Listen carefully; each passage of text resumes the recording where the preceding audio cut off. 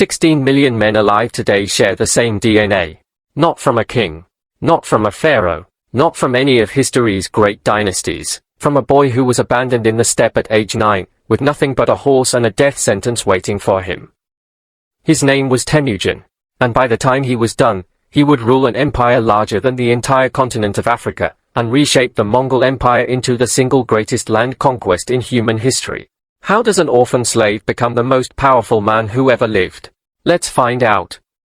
The Mongolian steppe, one of the harshest environments on Earth. No cities, no farmland. Dozens of rival tribes constantly raiding, enslaving, and killing each other. Life expectancy? Brutally short. Loyalty? Practically non-existent. The stakes, whoever unified these tribes wouldn't just control Mongolia. They would control the entire trade network connecting East and West. The Silk Road, the spice routes, the world's economy. Nobody thought a kidnapped child from a minor clan had any shot at doing it. Temujin's father was poisoned by a rival tribe when he was 9. His own clan, the people his father had led, abandoned him and his family to die. No food. No protection. No future. He survived by hunting rats and fishing in frozen rivers. He watched his mother fight off starvation with bare hands. And somewhere in those years of cold and hunger, something hardened inside him. As a teenager, Temujin was captured and enslaved. He escaped. Was recaptured. Escaped again, this time with help from a rival tribe's soldier who risked everything for him. That soldier became his first sworn ally. Temujin didn't just remember loyalty. He rewarded it. Fanatically. And that one trait, in a world where loyalty meant nothing, made him unstoppable.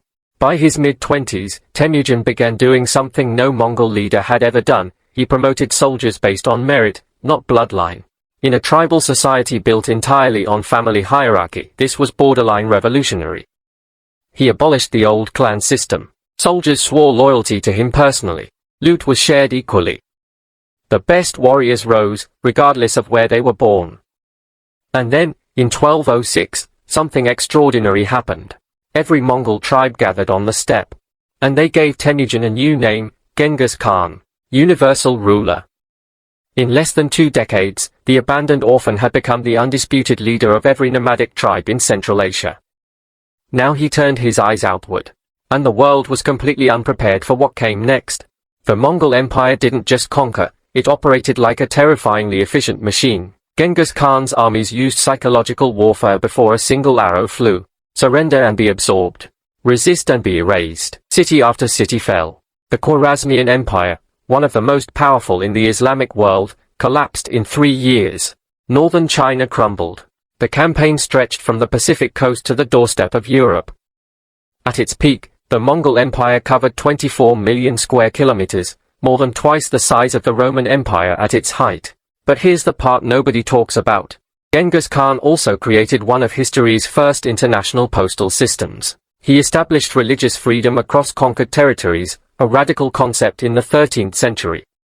And the Silk Road, under Mongol protection, became safer to travel than it had been in centuries. Destroyer of cities, founder of trade networks. History rarely fits neatly into one box. Here's what almost nobody tells you: we don't know where Genghis Khan is buried.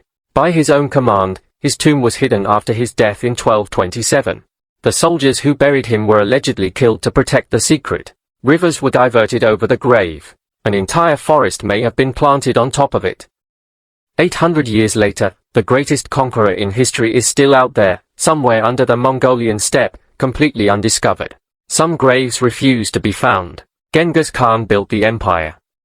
But what happened after he died? His sons tore it apart, rebuilt it, and pushed it further than even he imagined, until one campaign ended in a failure so bizarre it changed the entire course of Asian history.